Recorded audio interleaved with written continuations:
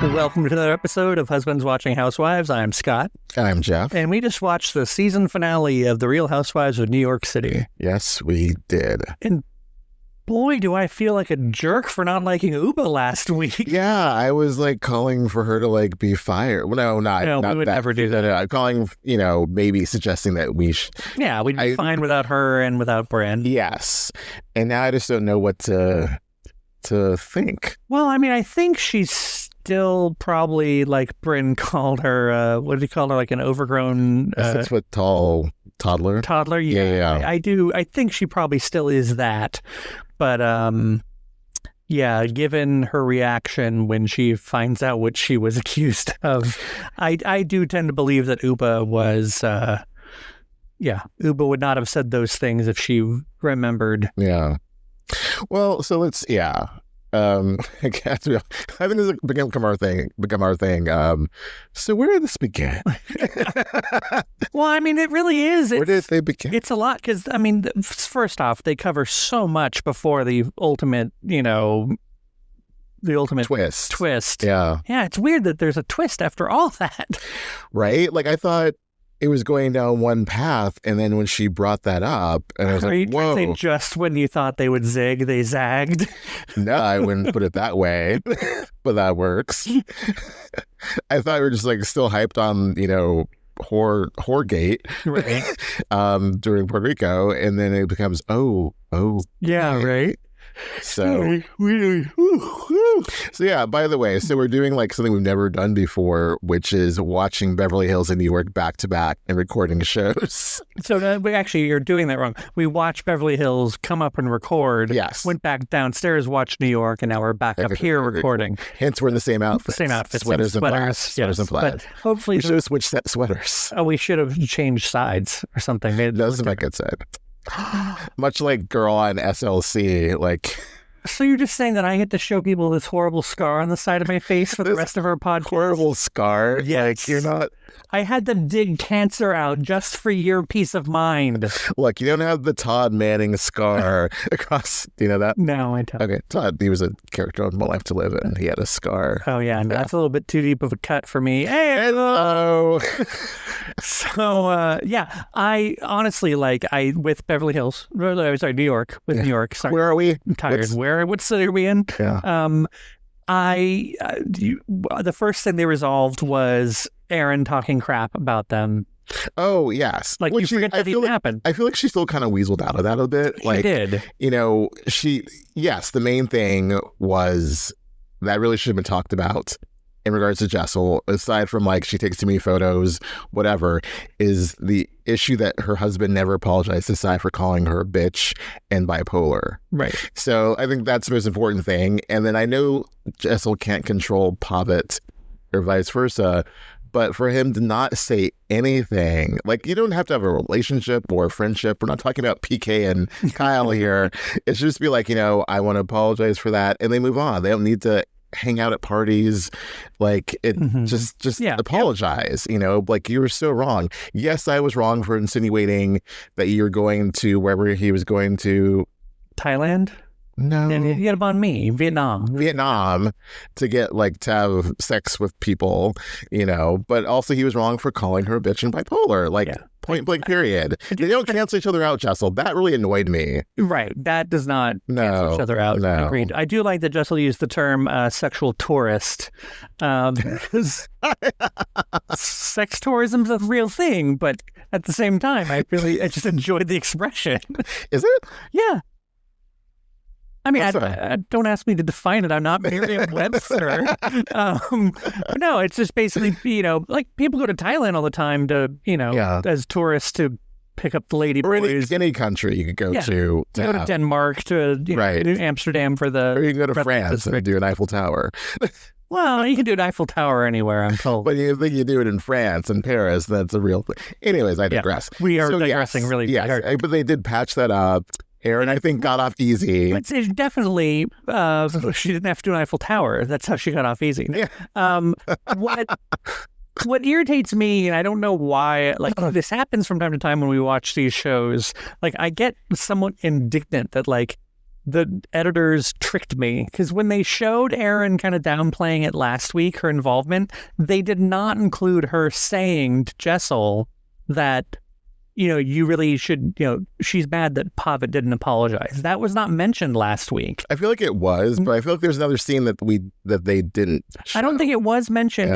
Yeah. And it was just the scenes from the following week. This week's show, we assume they're talking about it because they mention it. Because drunken Erin is like, your husband should apologize for it. Yeah, right. Okay. But never once did the producers or the editors show us last week that when Erin was like, no, I was just, I was listening to them say stuff. Like, they didn't show her saying she's mad that Pavitt hasn't apologized. Right. So that's new this week. And so when you kind of add that one little snippet in, you're like, okay, Erin isn't like completely like, yeah, she's downplaying her involvement, but she's also doing it in light in service of a better outcome. Right. That's the most important thing. But yes, Erin was gossiping too, and she just said like, we were gossiping, but let's really focus on the important issue. Right. And I like that Sai was vulnerable and said, my mother is bipolar, I'm in therapy for stuff like, this is a sensitive thing to be throwing a mental health issue at me and weaponizing it, like for a snide. No, actually, no, it wasn't even his confessional. He called her a bitch in his confessional, but called her bipolar in front of the other. Repeating it, please. Just stop repeating. We're not journalists. We don't need to stay at food. No, I'm kidding. I'm just saying, it's this horrible thing. You just keep repeating. Oh, the bitch thing? And the bipolar. Yes. Well, it wasn't explicit last week because of the whole. Well, we just said whore a lot last week. So, anywho, I just think about if you're like in the car with a 6-year-old. Oh, yeah. Sorry, but no. In scene, he said she was bipolar, and yes, they checked him right away. Right. But he never apologized to. In fact, I think he doubled down on it. Like, I think later on or at the reunion, or there was some bit of media where like they asked him about it again, and he's like, "No, I stand by it." I don't recall that, but I believe it because he's a very smug person. Yeah.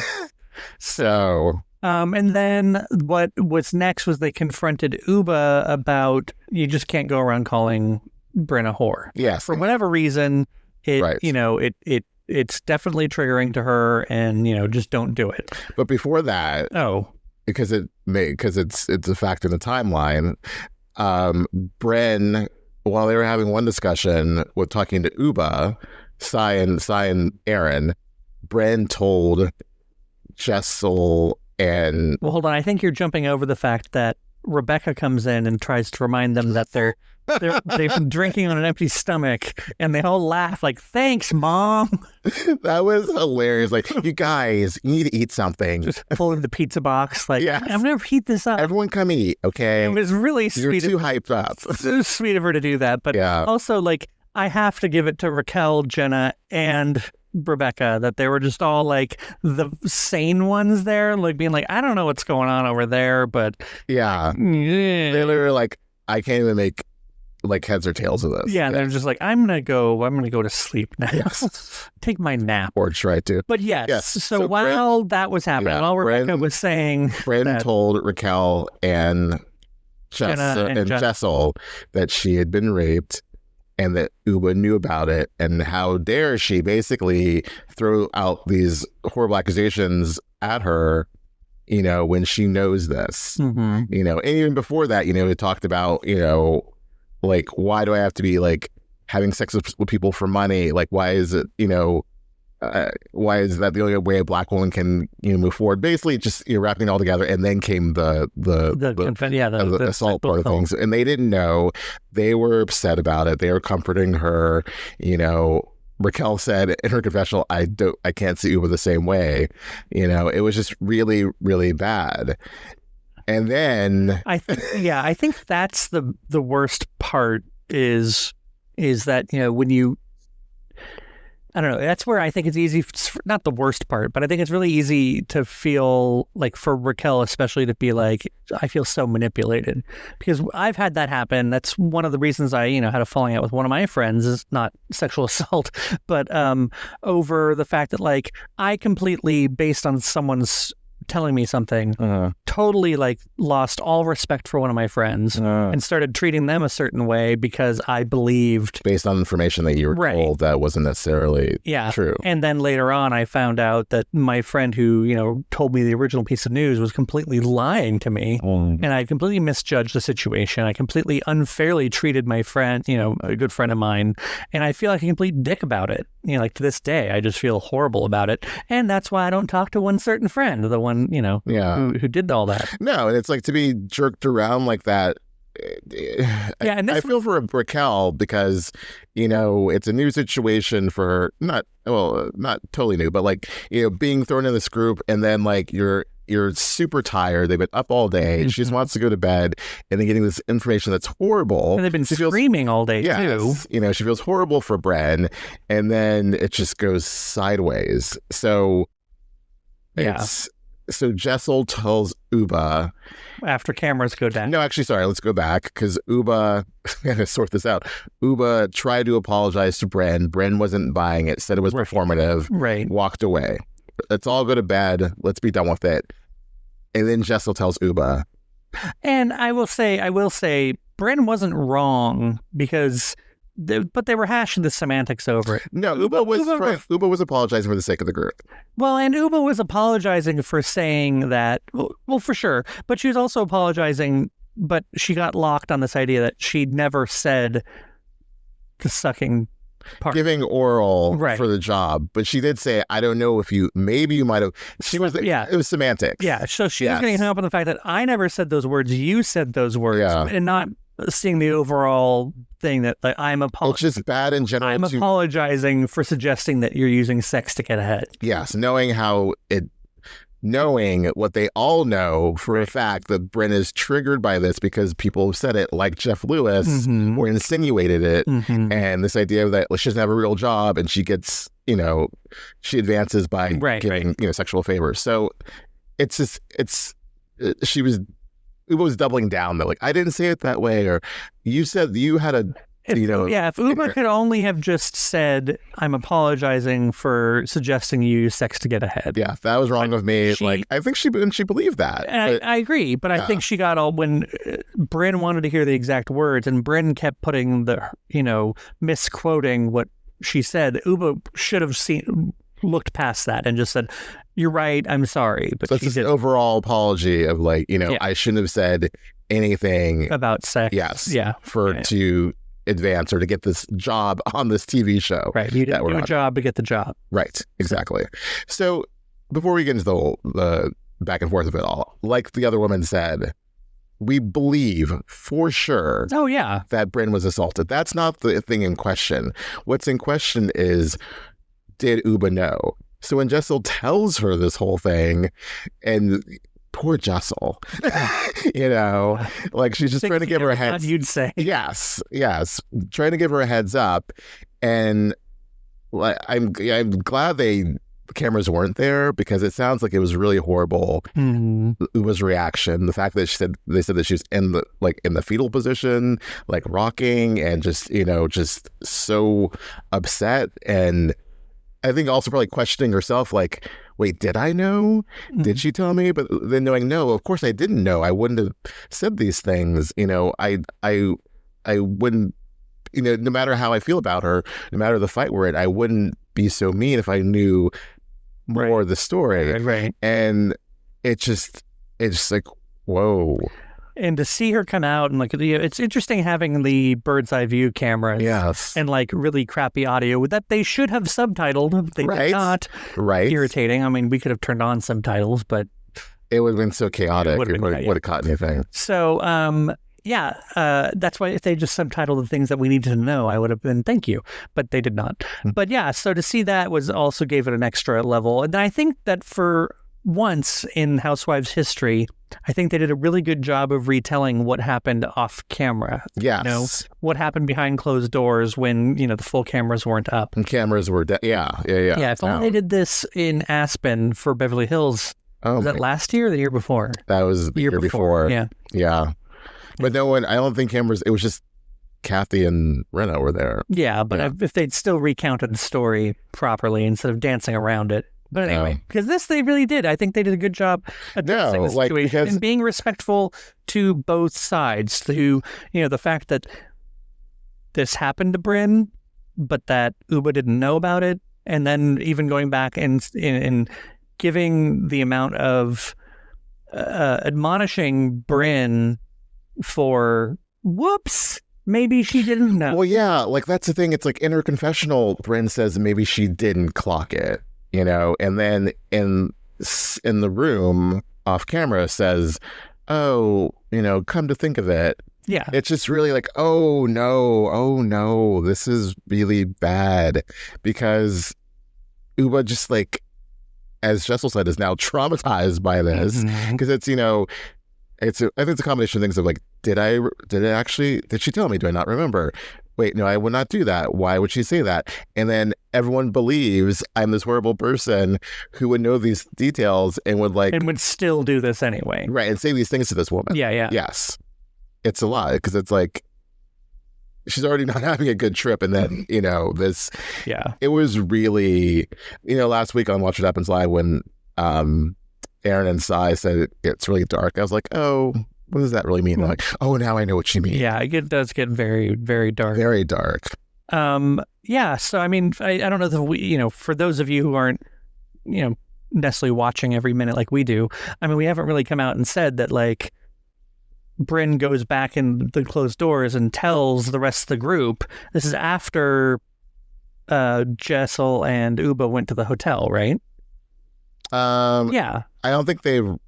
They already left. They already left because Ubah was so upset. So the producers sent her to a hotel, and that's where Brynn keeps wandering back and forth and ends up in the room with the rest of the ladies and tells them that, like, oh well, now, and the way they all presented as well is that, like, Brynn was just kind of like really flippant about it, like, oh well, now that I think about it, maybe she didn't know, like, as though she didn't clock it. Yeah, maybe, like, as though she knew she may have, like, gone a step too far and, like, in everything. And I mean, the other problem is that they were definitely drinking.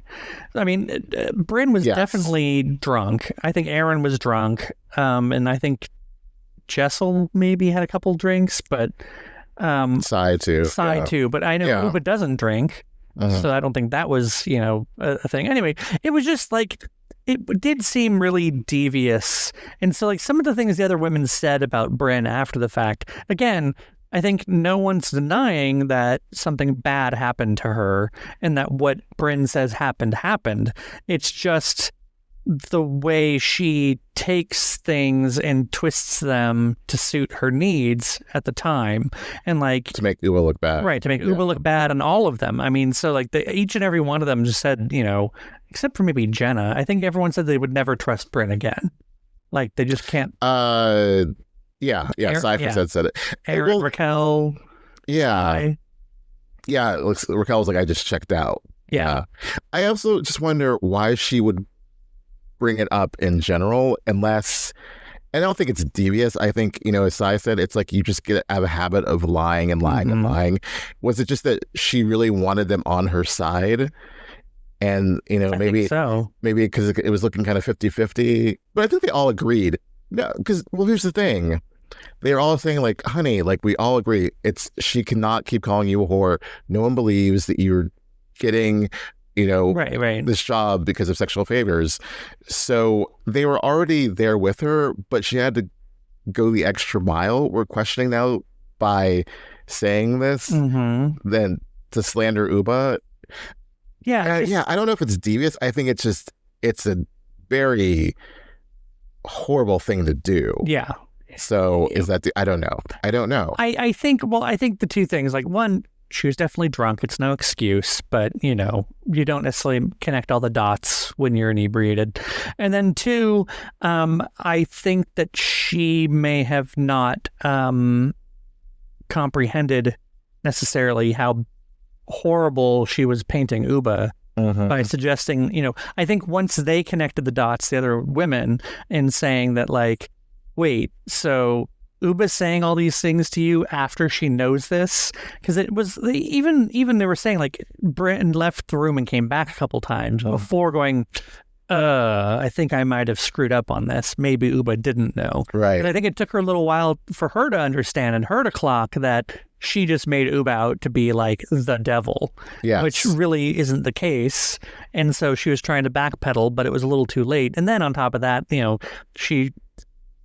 who said it? I think it was Sai saying that normally she doesn't do it in full view of everyone. Right. She takes a couple people aside because that's how you cause confusion. But because if everyone's in the same room together, they can all agree this is what happened. But if you're like separating them, it's like, well, I heard that, and you're telling different stories to everybody, so they can't put the pieces together. Right. So, but she pretty much was like, hey, everyone, here we are, puzzle, boop, boop. Yeah. And they're like, wait a second, that's not right. Like, yeah, I don't know what she really hoped to achieve by that. I think when Jenna said the next day, maybe like trying to give her the benefit of the doubt, maybe she didn't understand that Ubah heard her in that moment when she was super upset on the phone with her and told her that she was assaulted, supposedly. It's a confusing situation. It's very confusing. It's a tough thing to tread. I just, part of me in this, I don't know, like, I don't want to discount all of Brynn's mischief and saying that it's all, manufactured, et cetera, even though we were leaning that way. Right. Well, and they played her greatest hits, like, of all the things she spun and stirred. I guess I think that this was definitely a misstep. I don't think it's something that she's proud of. I don't think it's something that she's, it didn't go the way she planned. And so, I mean, I don't want Brynn to become a villain or like the people to write her off just because this happened and assume that everything she said the entire 2 seasons was a lie or manufactured, when a lot of it was, and a lot of it is for drama's sake. I think that's fine, but I think Brynn still had a lot to offer to the show, still does. And I don't think that just because she overstepped in this situation, I don't think that's reason for people to don't give up on Brynn. I mean, which is so weird that I'm saying because I was so tired of her.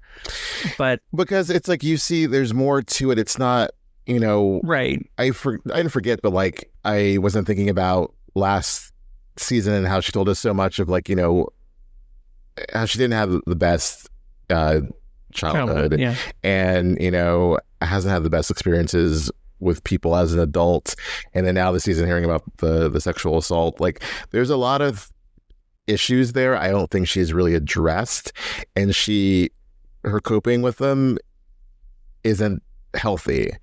And to bring other people in this drama and then to add reality TV on top of it, and the feeling like I need to produce something and like give them a show, and like I'm going to be the pot stirrer, I don't think she's aiming to be the villain, but she's aiming to like, she was producing too much. Right. So I don't think, again, this is a change from last week, I don't think this needs to be the end of her nor the end of Ubah, because I think definitely Ubah was treated horribly by Brynn, but Ubah's also not acted the best in a lot of situations. Correct. And been very volatile when it wasn't necessary.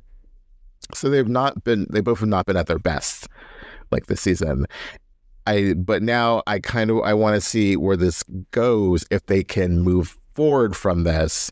That's really, when you have people saying like, I can never trust Brynn again, like, is there a way for her to take accountability and really work on herself and do better and come back and actually be a part of this group? Or is it going to be just like, you're trying, or the bridge is burned. There's no way back. Yes. I mean, I feel for Raquel to be saying what she's saying, and I don't disagree with her. I mean, it's typical she said? narcissistic Oh, behavior. yeah. And I hate that gets thrown out so much. It's like the new Mean Girls. Same. Yeah. But like the fact that she wasn't asking about anything else the next day, was just wondering how it reflected upon her. And then even at the photo shoot at the very end, where that was great, the whole behind the scenes about that. That was a scene, but you've been seeing these clips all season long, so when you see Raquel do the whole like pose that she does, that's the thing. Yes. They're making the thing. Doing the thing. Where, but also in certain angles, Raquel looks like Demi Moore. I just noticed it. Yeah. But Brynn probably, I'm no psychiatrist, right. But Brynn probably has some narcissistic issues going on there. Yes. Because again, she made that entire thing like, oh, Ubah's over there, like, and nothing's wrong. And oh, meanwhile, I'm over here dying inside, like, making it all about her when she hasn't, like, plenty of people reached out to her, like Sai and Aaron were like, are you okay? Are things okay?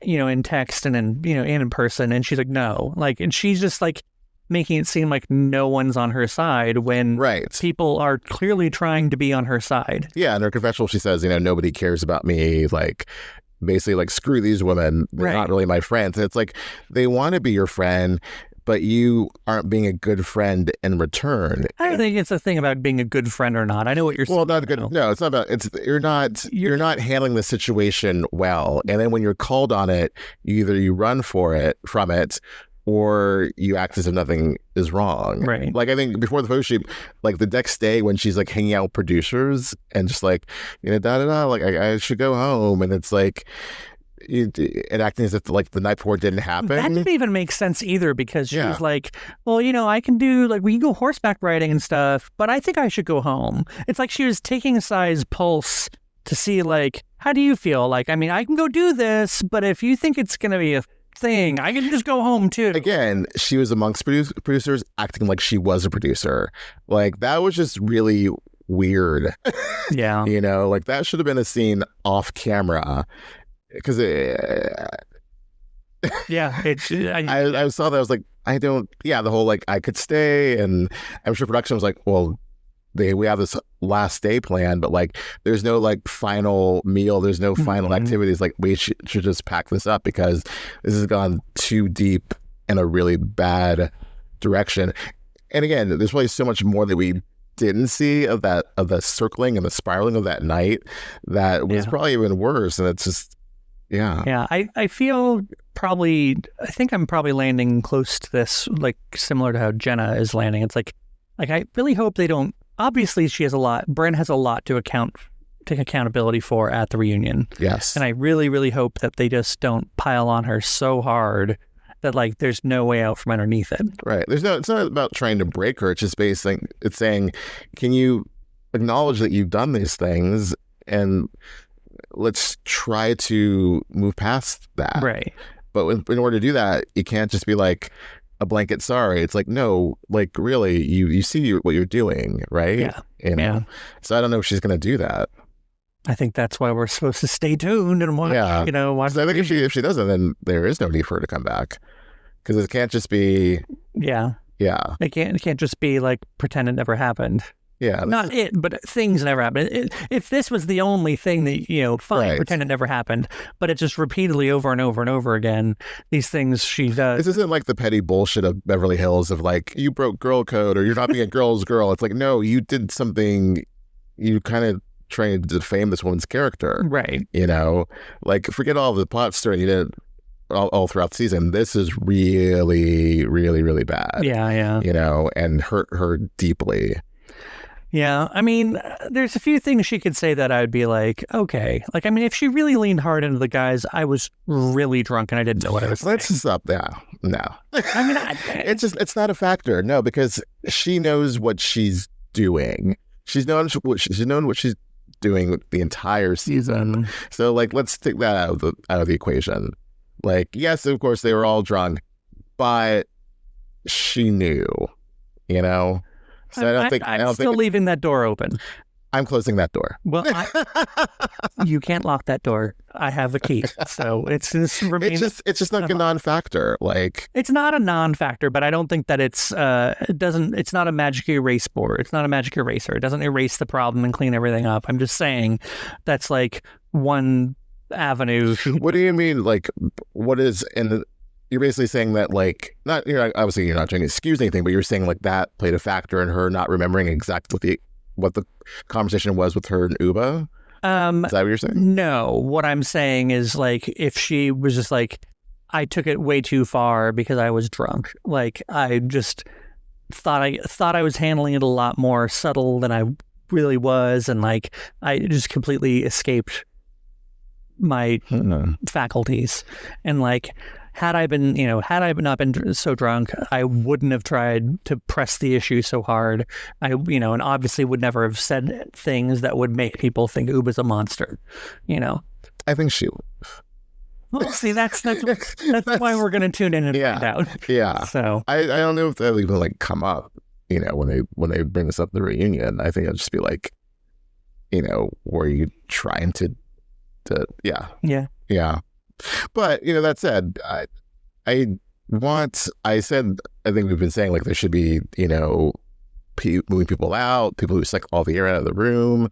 But now it's like, I think if you take away one of the two, now it's like you're taking away like trying to resolve the issue, right? But then it's like you're kind of beating a dead horse, though. I mean, yeah, I think it's all going to depend on how the reunion goes, and I think how fans react, unfortunately. I think this is really the sort of thing with the lukewarm reaction that New York's had all season long, and things just now getting good, but getting good in a really dark way. Very unexpected.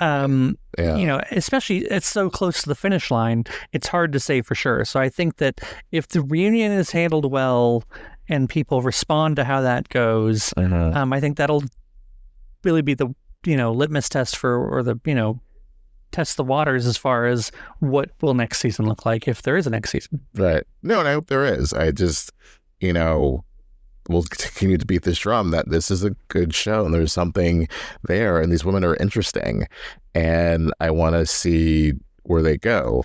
And yeah, absolutely. And I think what's making them interesting is finally there's not this fake producery Brynn going on. Like something actually is happening with Brynn. Like that seems real. Well, it is real.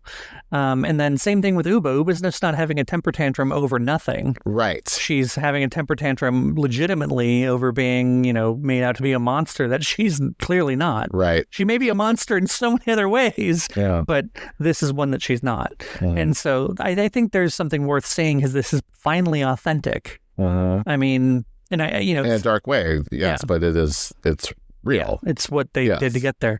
And then, if we see, at the reunion when, they start telling, Rebecca to, this, that, and the other. And, I think there'll be some truths to be had. And again, I think that's what makes it interesting.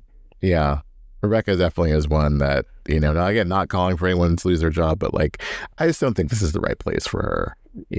When she kept speaking out, or not speaking out, but like would speak up, it was like, Rebecca, were you there? Yeah. I think someone even said that to her, like, you're not even part of this. So I think it was us. Probably was us. So lest we start to beat a dead horse. Yes. I think we should talk about this next time. Till next time.